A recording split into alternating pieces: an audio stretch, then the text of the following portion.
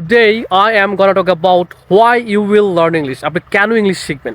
So you can see this is the place, but over there you can see that is my university, and I am a student of a public university. I'm একটা public university student, but if I didn't know how to speak in English perfectly, how to write in English perfectly, it was not possible for me to be a student of a public university.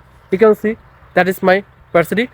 Okay, and if you would like to fulfill your dream, if you would like to study abroad, if you would like to get a good job, if you would like to gain respect from the people in your society, আপনার society থেকে যদি আপনি সম্মান পেতে চান, ভালো চাকরি পেতে চান, একটা পাবলিক ভার্সিটিতে চান্স পেতে চান, আপনার সন্তানকে বা আপনি যদি দেশের বাইরে পড়াশোনা করতে চান, কথা হলো যে ইংলিশ ছাড়া কোনো ওয়ে নাই।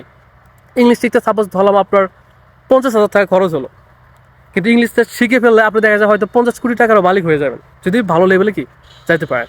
ওকে, so if you'd like to learn English from me personally single, you can let me know, আপনি আমাকে জানাতে পারেন, because I have been teaching a lot of students, অনেক স্টুডেন্ট পড়াচ্ছি অনলাইনে personally single, and they have been learning spoken English, they can speak English fluently, তারা fluently কথা বলতে পারে, and they admire me a lot, তারা আমার অনেক প্রশংসা করে।